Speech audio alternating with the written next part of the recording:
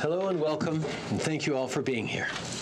A year and a half ago, with rising questions about the future of NAFTA, I was asked how we would respond. My answer was that we'd respond as Canadians always have in uncertain times. We'd be constructive and reasonable, but we'd also be firm. We'd protect our interests and promote our values. We'd show determination and also flexibility, and we would remain united. And ultimately, we'd emerge stronger. Well, that's exactly what we did. Last night, Canada reached an agreement in principle with the United States and Mexico on a modernized and updated North American Free Trade Agreement.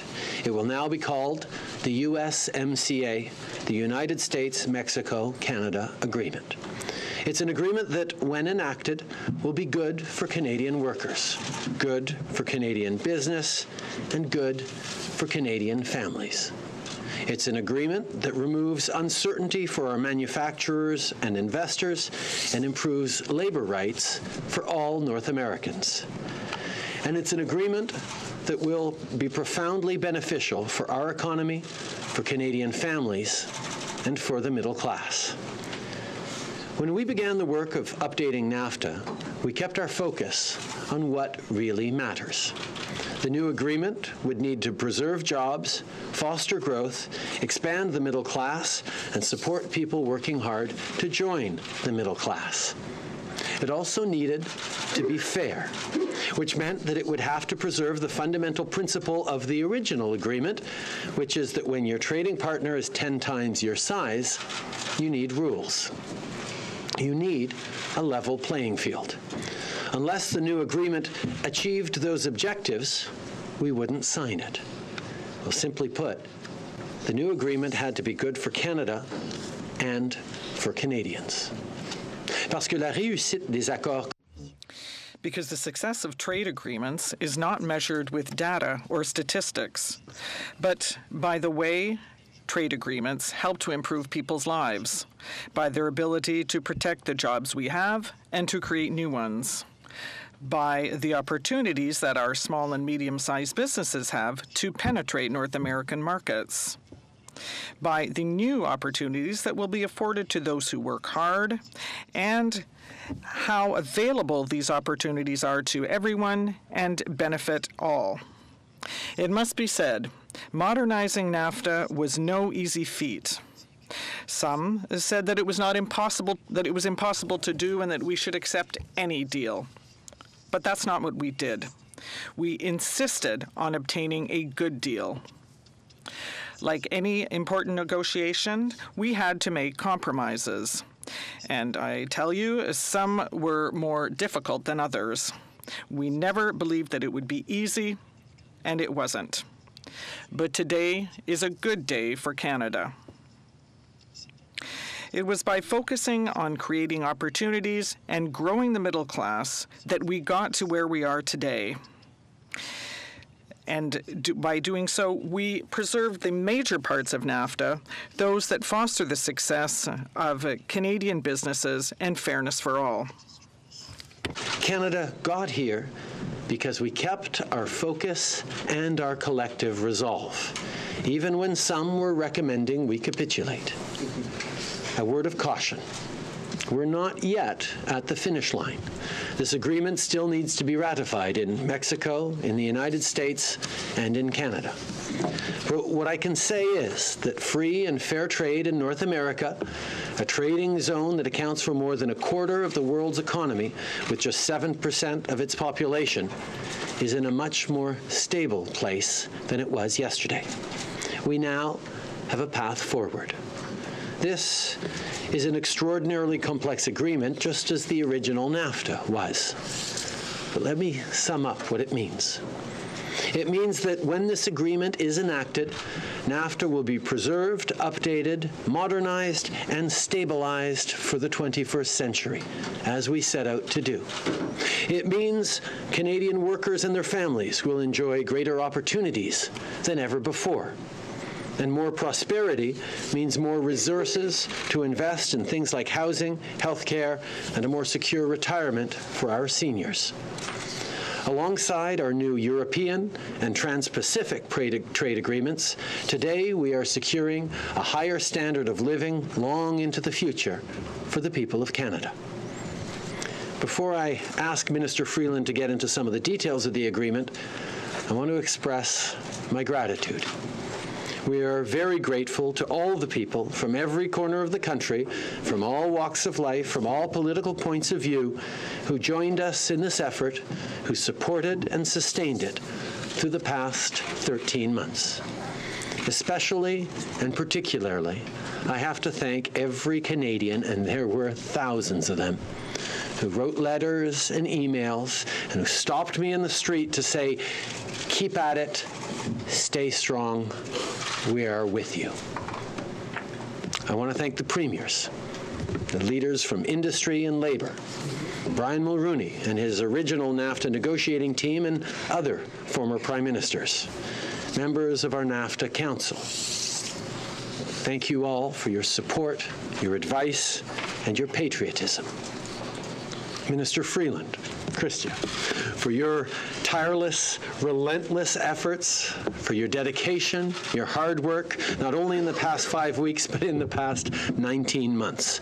Thank you, and thank you to your family as well. I know, like so many of our families, Graham, Natalka, Halina, and Ivan missed you a bit, but knew you were doing extraordinarily important work. We owe you all a debt of gratitude. No minister in a generation has been given a more difficult task than this one, and you delivered. Chief Negotiator Steve Verheuel, who's here in the room with us. Thank you, Steve, for being so extraordinary, so focused, and such a great Canadian. Everything you did, every step of the way, got us to this point. And David McNaughton in Washington, on the front lines of the conversations with Congress, with the administration, with stakeholders in the United States. David, you have been an extraordinary resource, friend, and a valuable asset to all Canadians as we've moved forward on this together. I also want to thank Ambassador Bob Lighthizer. He is a tough, principled negotiator, a veteran of 40 years of trade agreements, but he also understands and appreciates Canada. It's fair to say that this would not have come together without him. Likewise, to Secretary Ildefonso Guajardo of Mexico, muchas gracias, mi amigo. I'd like now to turn it over to Christia. Minister Freeland. Thank you very much, Prime Minister. And thank you for your resolve and your leadership and your patriotism. They have been at the heart of our work and the foundation of everything. I'm really grateful. And thank you, everyone, for being here. I want to start by echoing the Prime Minister's sentiment and his thanks to everyone, above all, our outstanding trade negotiators. They are amazing, and I am very grateful, very, very grateful. And I also want to thank the trade negotiators from the other two countries. This has really been 24/7 for a lot of people for a long time. People have gone above and beyond the call of duty, and I'm really, really grateful. I said when we began that there would be moments of drama, and there have been. Through it all, Ambassador Lighthizer has been a professional, reliable, and trustworthy counterpart. And I can say, especially after the past few weeks of very intense negotiations, what we called our continuous negotiation, he's someone I consider a friend. Thank you, Bob. Mexico's Secretary Ildefonso Guajardo has likewise been a valued and respected counterpart, and I consider him to be a friend too. Muchas gracias, Ildefonso. So, here's what today's agreement will achieve. Tout d'abord, et c'est la chose la plus importante, First and primarily, it maintains free trade across the North American continent and access to a regional market valued at $25 trillion, which boasts a population of 470 million and whose size has tripled since the creation of NAFTA in 1993.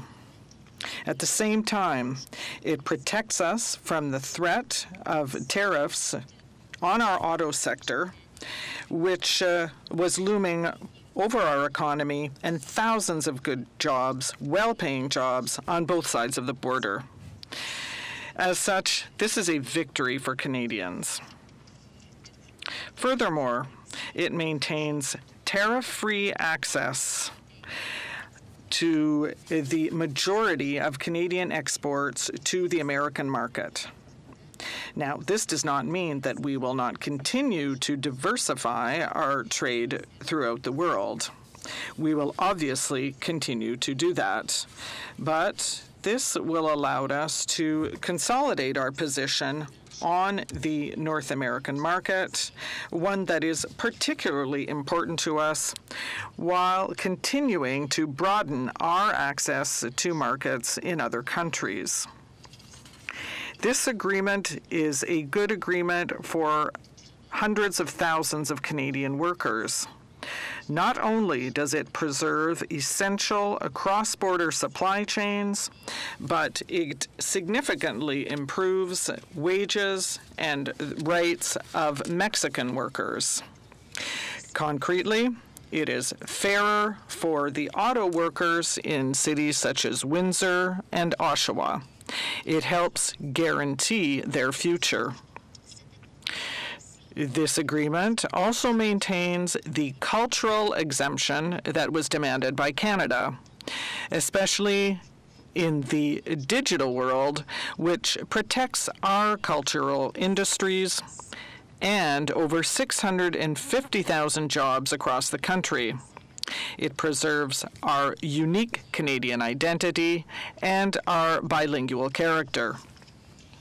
Let me cite one of my favorite prime ministers, Louis Saint Laurent, who said in 1953, speaking of America, "We know it is not your wish to have on your border a mere replica of your own country, but rather a self-respecting community faithful to its own ways. We are thus better neighbors because self-respect is the key to respect for others." I think he put that very well.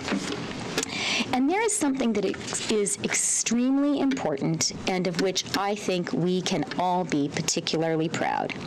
Today's agreement fully upholds the impartial dispute resolution of Chapter 19 of the original NAFTA. When there's a disagreement over trade, it goes to an independent binational panel, and that panel gets to decide. Without Chapter 19, many of you will remember, there would have been no NAFTA in the first place. En fait, le Canada a eu recours à cette. In fact, Canada has used Chapter 19 a number of times. For example, during the softwood lumber dispute, to guarantee fair treatment of Canadian workers. The Prime Minister has said, and I would like to underscore this, that we must preserve trade based on rules. The United States are 10 times our size, and thus it was absolutely necessary to keep this dispute settlement mechanism, and we have done that. The dairy producers of Canada, their families, and their communities can count on the full support of our government. And that is something that has never wavered since the beginning of the negotiations. I will confirm this once again. This agreement preserves and maintains the supply management system. It means some freer access to markets, similar to what was agreed upon in CETA and the TPP. But the future of supply management is not challenged. To mitigate the impact of these changes, the government has promised our producers that they will be fully and fairly compensated for all loss of market shares. The government will also work with them to strengthen their industry even further. Furthermore, our consultations with dairy producers have convinced us to form a new working group with stakeholders in the industry to formulate a strategy that will allow us to maintain the vitality of our dairy industry for today and the future. The original NAFTA contained a clause that eroded Canada's sovereign control over our energy resources, known as the Proportionality Clause. That's now gone. We also fought for and won administrative changes that will save the oil patch more than $60 million a year in burdensome fees and costs. The investor-state dispute resolution system that has allowed companies to sue the Canadian government is also gone between Canada and the United States. Known as ISDS, it has cost Canadian taxpayers more than $300 million in penalties and legal fees. ISDS elevates the rights of corporations over those of sovereign governments. In removing it, we have strengthened our government's right to regulate in the public interest, to protect public health and the environment, for example. We have a new enforceable environment chapter that upholds air quality and fights marine pollution. And pivotally, we have reached an agreement on cars and car parts, inspired by creative Canadian ideas, which, as some of you will remember, we put forward in our talks in Montreal back in January. That was a key turning point in this negotiation, and one which made all of the subsequent progress possible. Since the Auto Pact, Canada has been an integral and essential part of the North American auto industry with its highly integrated supply chains. We fought for that, and we have preserved it and created opportunities for growth. Let me turn it over back to the Prime Minister. Thank you, Chrystia. I'm looking forward to signing this agreement with Presidents Trump and Peña Nieto, and I really would like to stress this point. This will be good for workers in all three of our countries. Au cours des derniers mois, j'ai parlé avec des Canadiens. In recent months, I worked with hardworking, upstanding Canadians in businesses across the country, and I would like to say we have heard you. In fact, once the binding provisions on labor rights come into force, this will be the most sweeping, progressive reform for North American workers in a generation. In addition, as a Quebecer myself, I know how important the cultural exemption is to preserving our identity and continuing to showcase our culture. Of course, the agreement also includes a number of other aspects that are very complex. Our team still has much work to do, and nothing is guaranteed yet because Canada does not decide what happens in the U.S. Congress or the Mexican Senate. There has been a great deal of uncertainty over the past year and a half, and I would like to tell you frankly that there are still some uncertainties. That being said, today's announcement is a major stride forward. This is the path that we must follow to usher in a new era of economic prosperity and stability in North America for the good of millions of people who depend on a thriving economy to meet the needs of their families and ensure a better future for their children. These negotiations are now behind us, and so we can move forward with the certainty that our economy is robust and that it will remain so as we continue to diversify our commercial trade with other world markets. With CETA, our European trade deal, the CPTPP, our Trans-Pacific Accord, and Canada's other trade agreements, Canadians now benefit from free trade with 1.5 billion consumers around the world, representing 2/3 of the global economy. This is a very good position to be in. Add to this the fact that Canada is the only G7 country that has free trade agreements with every other G7 country. We will therefore continue to be extremely well placed for our businesses to reach new markets, hire new workers, and provide ever greater opportunities for Canadians. From Singapore to Kiev, from the northernmost point of the Americas to the southernmost, we are part of a global free trade network governed by rules that benefits consumers and workers alike. And the fact is, when it comes to trade, our businesses are thriving right now. Our merchandise exports hit an all-time high in June, the highest in our history. And middle-class families are benefiting from that success. Unemployment is at a 40-year low. These are the conditions we have preserved and will improve with this agreement. My friends, Canadians are among the most enterprising and innovative people on the planet. We have a lot more work to do, but we are on the right track. And we didn't get here by accident. Throughout these negotiations, we all, governments and Canadians, remained focused on what matters most, building opportunity for workers and for their families. Our government's purpose, first, last, and always, is to create the conditions to grow a stronger middle class and improve opportunities for Canadians. That is what we achieved today. It's an important step in the right direction, and it is something of which we and our partners can be very proud. I'm happy now to take your questions. Okay, we're going to start off with one question, one follow-up, as quick as you can, and I may interject to get you to do an answer from time to time in the other language, okay? Joyce Napier, CTV. Good afternoon, Prime Minister. Good afternoon, Minister. I'm wondering how this will restore your relations with the White House.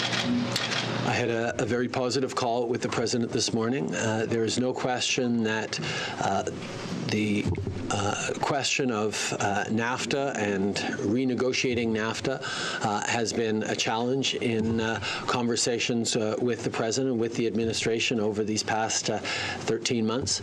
But there is also no question that now that we have moved forward on a USMCA that is good news for all three of our countries, that we will continue to work on things that allow us to benefit our workers, benefit our citizens, and take on the world together as a North American market. Minister Freeland, earlier Donald Trump spoke about what he called the power of tariffs, those that he imposed and those that he threatened to impose on his partners. And he said without tariffs, basically there would be no good trade deals. So he was intimating that basically he forced his partner's hands, or he played his partner. So did the threat of these tariffs weaken your hand? Canada believes that the way you negotiate good trade deals is through fact-based arguments, and with the starting point that trade is mutually beneficial. Otherwise, we wouldn't do it. So that is the approach that we take. We believe that a good trade agreement is a win-win agreement. It is an agreement that is going to create more jobs in both of the trading partners. That was the approach we took in CETA.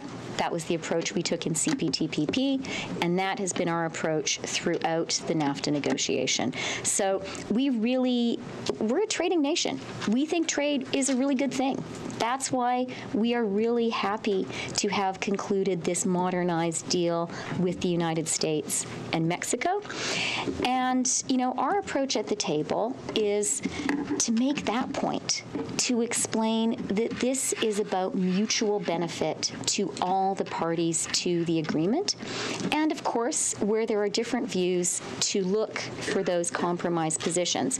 At the same time, Joyce, as I think has been clear throughout this negotiation, there are some matters that we have defined as being absolutely crucial to the national interest, and we've been very clear about that.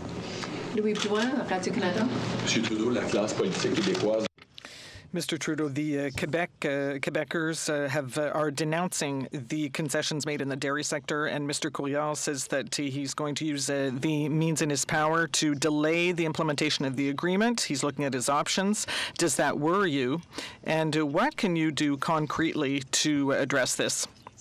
First of all, I'd like to speak directly to dairy producers in Quebec and elsewhere in Canada. We have protected supply management. I know that there are certain moments of anxiety, but we're going to work with you and the dairy sector in Quebec and across the country to ensure that we are putting in place the necessary and fair compensation to help you to continue to succeed. But we know full well that the American administration targeted the complete scrapping of supply management, and what we did with this agreement was to protect supply management for future generations because it's a system that works. What do you have to say to those who accuse you of having sacrificing the Quebec dairy sector to protect the auto sector? Well, once again, we know that we are in a context we're nearing the end of the election period in Quebec, and there's a lot of impatience, a lot of anxiety. But I know that there are many Quebecers, whether they be small business owners, manufacturers, whether it be the cultural industry, who have seen our cultural industries protected, but also the digital shift protected for the future. Because we've reached this agreement with the U.S. That have enabled us to protect jobs and create more while continuing to protect supply management. So this is going to be a good deal for Quebecers and all Canadians. Prime Minister, this deal does nothing to remove the steel aluminium tariffs. The USW just called it a sellout. When are those tariffs going to be removed? We recognize that 232 has been in place since the Kennedy administration, and a trade deal was not going to be able to change such a core element of U.S. policy around national security that has been there since the 60s. We also recognize that moving forward on eliminating the tariffs on steel and aluminum remains a priority for us, for Mexico, and something that the Americans have indicated that they are more than willing to work on. So we're going to continue discussing that issue and other issues between our two countries in a positive, good faith way, knowing that we've made significant progress and that there's always more to do. Ambassador Norton last week was quite eloquent when he talked about the need for this new agreement to provide an effective curb against Americans imposing tariffs on Canada. You're going into this deal with the 232s and steel and aluminium still on. What confidence do you have that in 5, 6, 7 months' time the President's going to lose his temper with you and say, okay, those Canadians, they're going to get tariffs on, boom?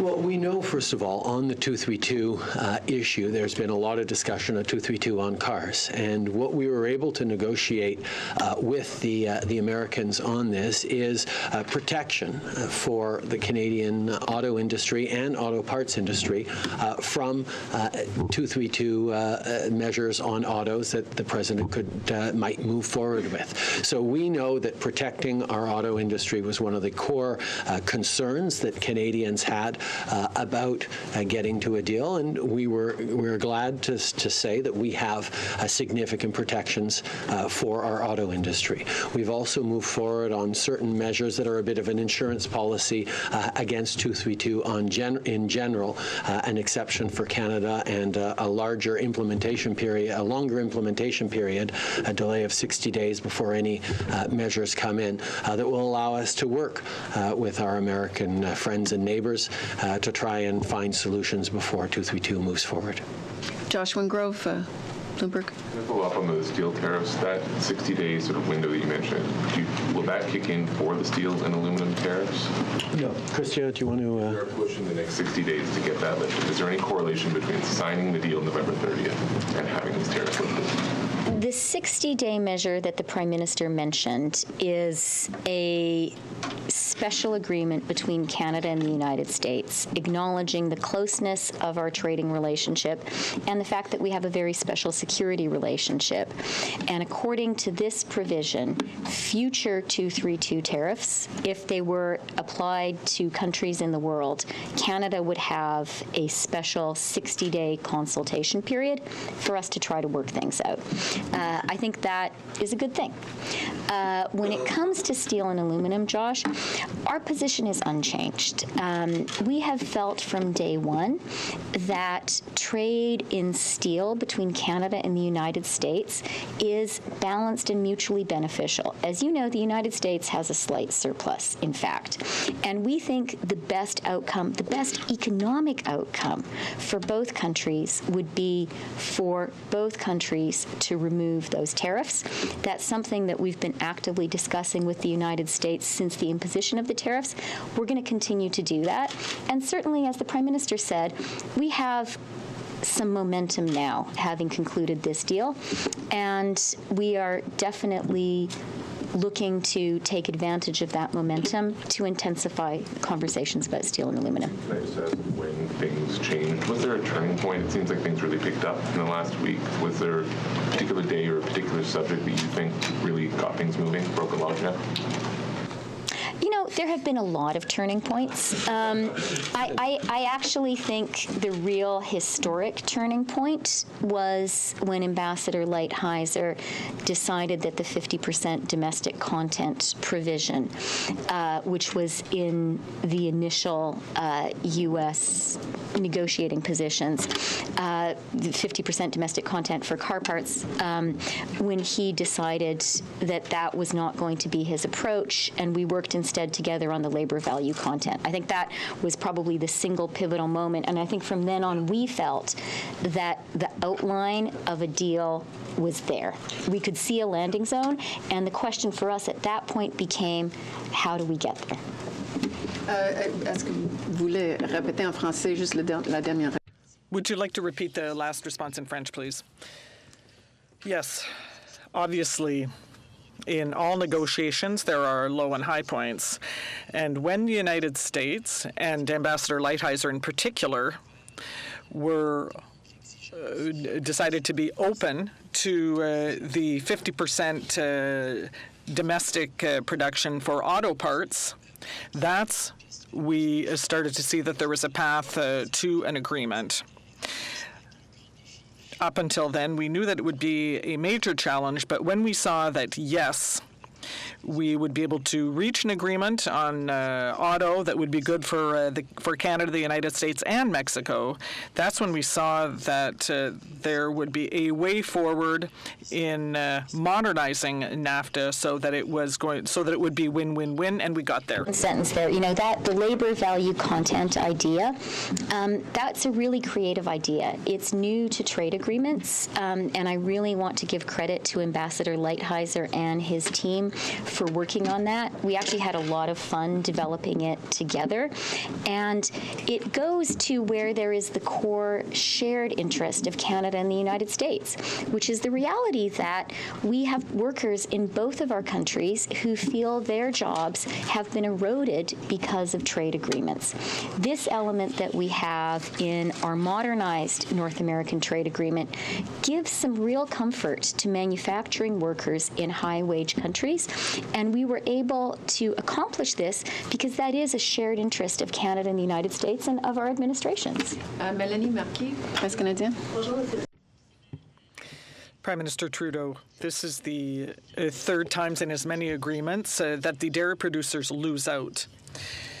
You were talking about 50% of dairy production in Quebec. So we're 1 year out from the elections. Are you sure that this is not going to harm people running in Quebec?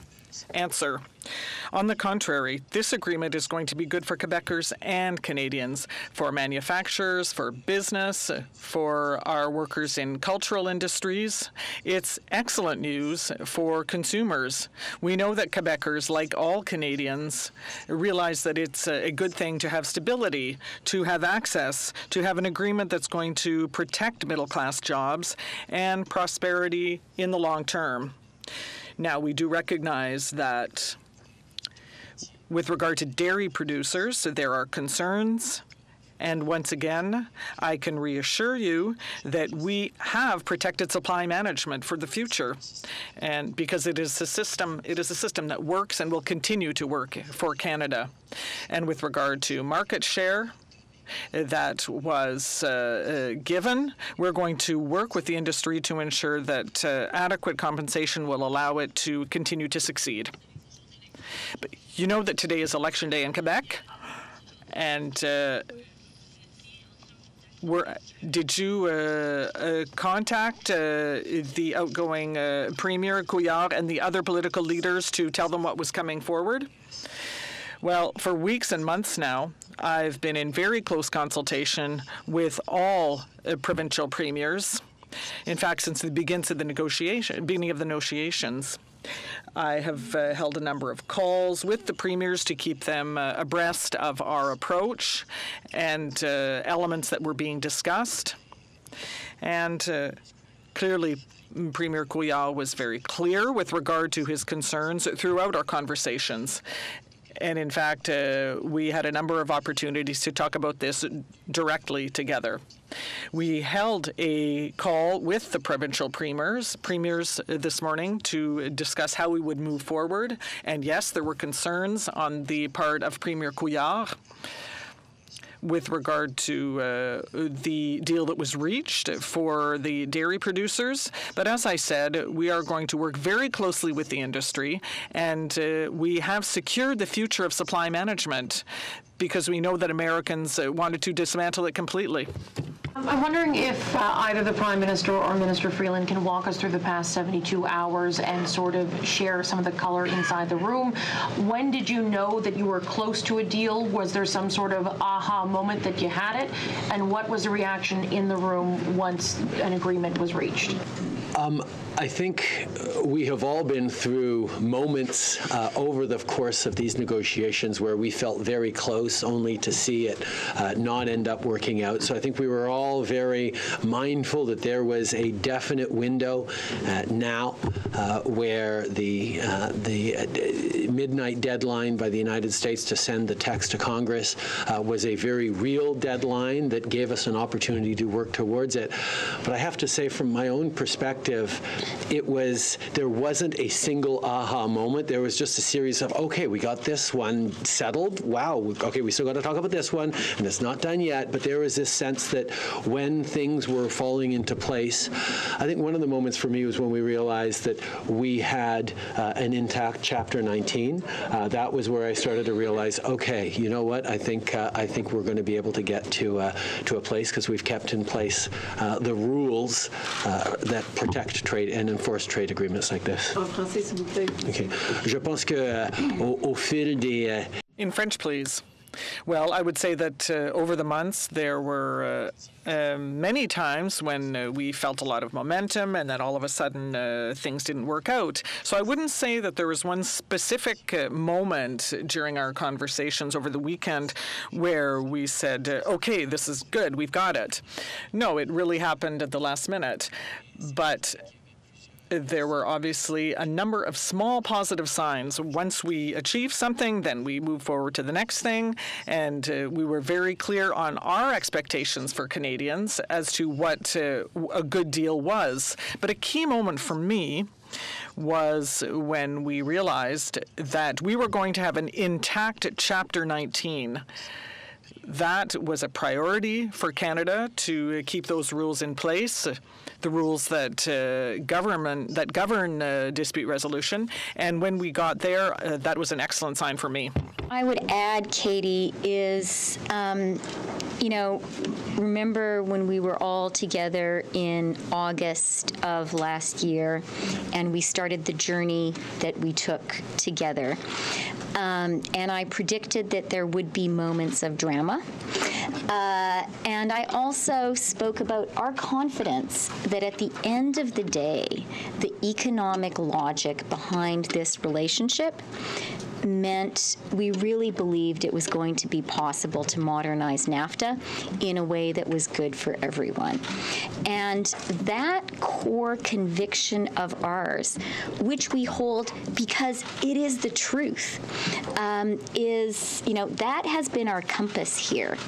And it's easy to be overtaken by the dramatic moments, but we have not been. And we have always just focused on the reality that this is a good deal for everyone. And we've always believed that we were going to get here, right, Prime Minister? As a follow-up in English, I'm wondering if you can speak to the compensations that you'll be providing to Canadian dairy farmers. Also, consideration of will there be compensation to poultry farmers and some of the other agricultural sectors that have been caught off guard by some of the concessions in this deal? So, as we said, our supply managed producers will be fully compensated because that is the fair thing to do. We want to be sure that the compensation is carefully thought through, and we have begun that process already. And I'd like to remind people that there is still a road to travel before this agreement, this modernized agreement, is ratified and enters into force. And we are going to use that time really thoughtfully and carefully to be sure we get the compensation right. But I do want to emphasize that is a clear commitment of our government. Hélène Bouzadi, Le Devoir. Monsieur Trudeau, pour revenir à une question de mon collègue. Prime Minister Trudeau, there are a number of concerns with regard to supply management. There are even leaders who said that they would block it. So I would like to know whether you are concerned whether Quebec is going to block this agreement. Well, first of all, we understand that, it's election time, so obviously that's ramping up the rhetoric. But as we usually do, as we always do, we're going to work with provinces and premiers across the country to make sure that we move forward in the right way, in respect and targeting prosperity for all. We hear the concerns from the dairy sector. But as we said, we did protect supply management, and we're going to compensate dairy producers. We're going to work closely with them to ensure that all goes well. And for all sectors across Canada and Quebec, this is good news. Is it possible that Quebec might block this agreement?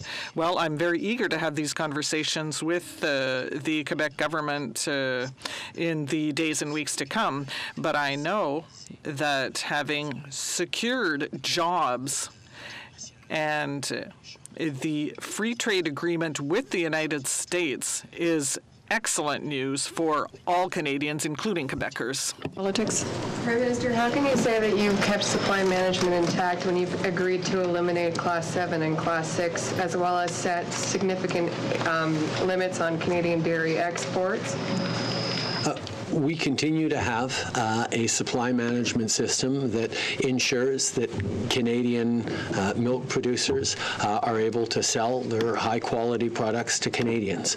We have a supply management system that continues to be very much in place to protect both our agricultural sector and our consumers. This is something that continues. We have made modifications to the way it works, but we also know that it is something that will ensure the viability and the strength of supply management for years to come. Minister Freeland, Minister Wilson from Ontario says he was told that steel and aluminum tariffs would be eradicated completely. Is that true?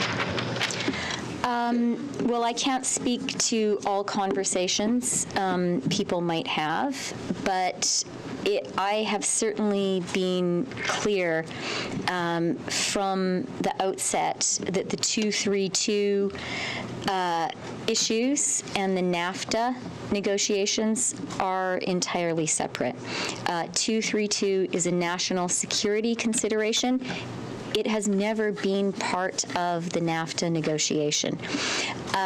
Having said that, of course, we think both Canada and the United States would be in a better place if neither country were imposing tariffs on our very balanced, highly integrated steel and aluminum sectors, and therefore our manufacturing sectors. So that's something we continue to discuss with the United States.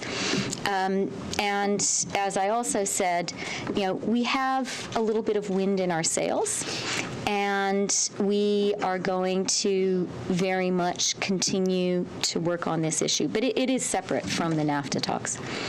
Guillaume Saint-Pierre, Journal de Québec. Oui, Follow-up? Yes, sorry. on n'a pas de questions. No questions. Okay, Guillaume. Bonjour, Monsieur Trudeau. Prime Minister Trudeau, you said earlier that the preservation of Chapter 19 was your most satisfactory gain.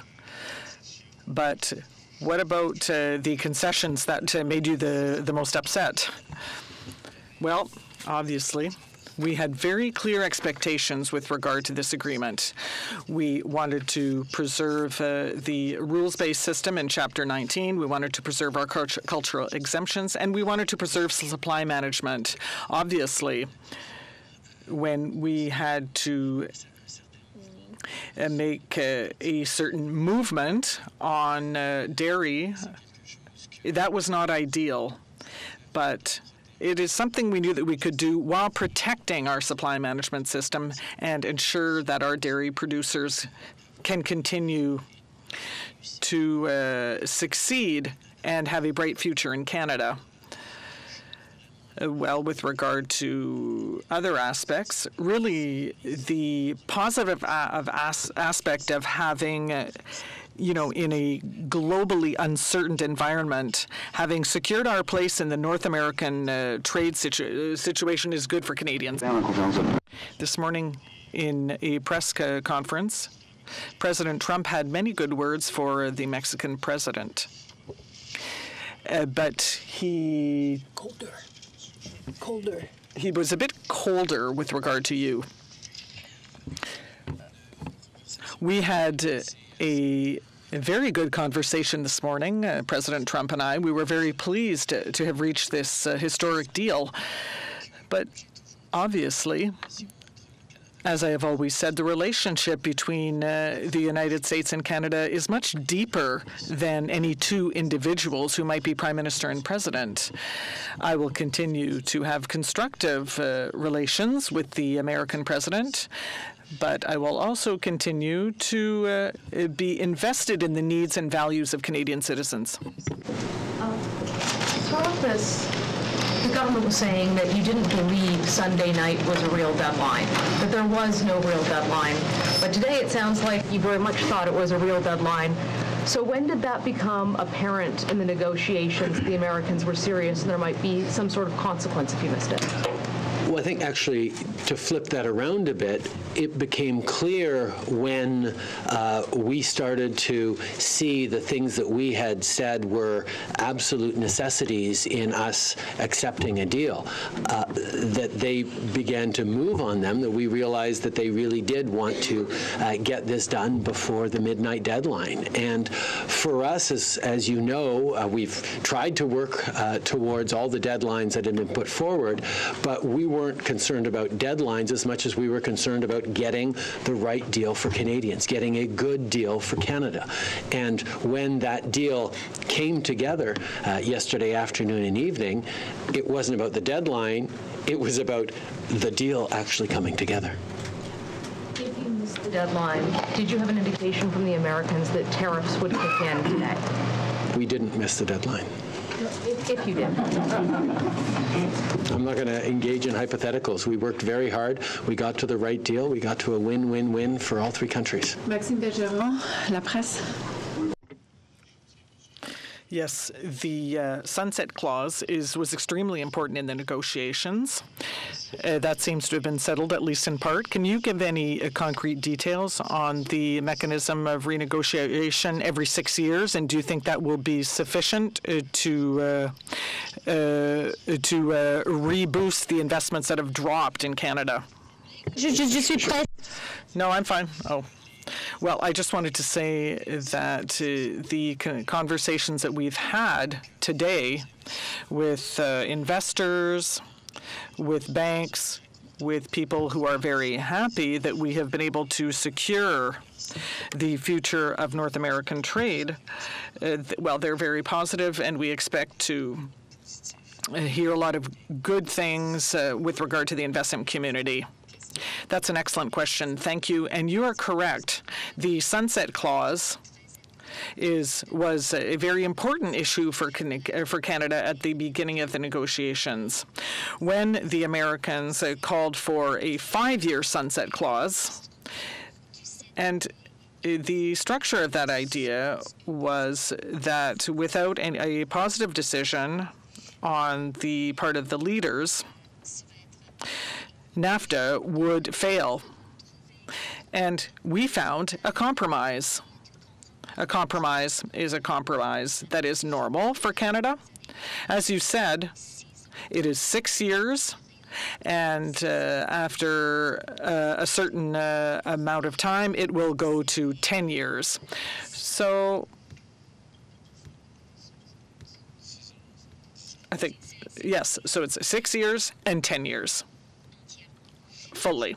And I think that for investors, yes, I know, Joyce, it's a bit complex, but the initial period is 6 years. After 6 years, we will have a period during which all 3 countries can have a conversation among leaders and decide how the agreement will work at that time. If everything is good, then it's good. If there are problems, then we will have 10 years to discuss. So it's a clause that I think is perfectly normal, perfectly logical for investors. And I must say as well that Ambassador Lighthizer will allow me to say so. He told me directly that the position of Prime Minister Trudeau on the sunset clause was very important for him and for Americans. And the fact that we were able to come to this compromise was because Ambassador Lighthizer knew that how important it was for Prime Minister Trudeau. Another thing that you have to remember is that within NAFTA, there was always this clause that allowed any country to withdraw for any reason with only 6 months' notice. So what we were able to do with this agreement was to create a horizon of 6 years so that at least we could get beyond any president to look to the future with some security. John Iveson from Post Media, take the last 2 questions. You didn't have your phone, sorry. I'm conscious of time. Can we go really quickly?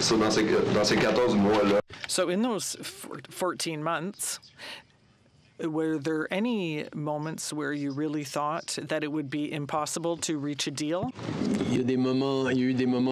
Answer. Well, there were moments of enthusiasm. There were moments of, well, I wouldn't say despair, but we just weren't sure that we would be able to get there. And those were frustrating moments because we saw how important this was to the interests of Canada, Mexico, and the U.S. to reach a good agreement. So, yes. I might say there were moments of pessimism, yes, but through all of that, we knew that we would be able to work and that we would be able to get there, and obviously we're very happy today. John? The agreement seems to open the door to Washington having influence on future trade negotiations with a non-market player like China. How much influence is the U.S. likely to have on any talks with China? Well, one of the things that we know is that trade diversification is an extremely important part of growing the Canadian economy, and we're going to continue to engage in increasing our trade footprint around the world. Canada is a trading nation, and we will always look to deepen and strengthen our economic ties with countries around the world. But on that specific issue? Yeah, I think, John, you must be referring to the non-market economy clause. And what I would say about that is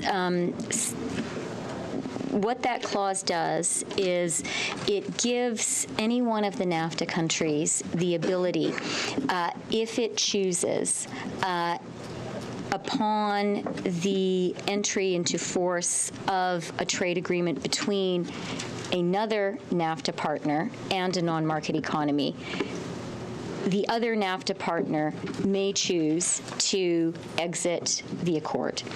That's something, as the Prime Minister pointed out in our Sunset Clause conversation, that is a possibility which exists no matter what. NAFTA, like any trade agreement, has a way for parties to leave, and that's essential. We as a country would never be bound by an agreement which allowed no departure. So there has always been, from the moment that NAFTA entered into force, and this exists in all of our trade deals, the option for a NAFTA country to leave NAFTA. The non-market economy element gives the country the opportunity to say, as a result of the decision of one NAFTA partner to enter into a trade agreement with a non-market economy, that could be a reason to leave. But in the 2205 six-month withdrawal mechanism, you don't need a reason to leave, and you shouldn't. You know, each country should have the right to make a sovereign decision about whether it wants to remain in a trade agreement. That has always been the case with NAFTA. It continues to be the case with NAFTA. And speaking for Canada, and I think this is something we would all agree with, we would never enter into a trade agreement that we didn't have the option at some future point to decide didn't work for our country. In the early going, there was a lot of talk about progressive trade agenda, yet in the final agreement, there's very little mention made of Indigenous or gender rights. Was that an unnecessary distraction? A progressive trade agenda is one that recognizes that trade deals are good to create growth, but don't necessarily ensure that the benefits of growth go to everyone. And when we talk about progressive trade, it's about ensuring that the middle class and those working hard to join it, small businesses, marginalized communities have opportunities to succeed with this trade agreement. And that is something that we have woven throughout this agreement, and it is something that, quite frankly, Canadians expect. And we've moved forward with CETA in a way that benefits everyone, the CPTPP in ways to make sure that there are benefits to everyone, and indeed on the USMCA in ways that benefits everyone. That is something that Canadians expect of us, and it is something that we are going to continue to ensure that that happens in these trade deals. We need to make sure that everyone benefits from these, and that's what we've been expecting. And if I could add, John, this is in fact a very progressive trade agreement. The environment chapter is enforceable. It is much stronger than previous environment chapters. That is a very progressive outcome. The labor chapter is significantly stronger, and that is a very significant progressive outcome. And as discussed earlier, the labor value content idea embedded in the rules of origin, this is all about protecting high-wage workers in a trade agreement. And I can think of nothing that is more central to the progressive agenda than that. Having said that, there is also some good language on Indigenous issues and on gender in the agreement too, and we'll be happy to point it out to you. Do you want a snappy round? 3 last questions? Actually, we have question period in about a half an hour. Thank you for doing this. Merci tout le monde. That concludes our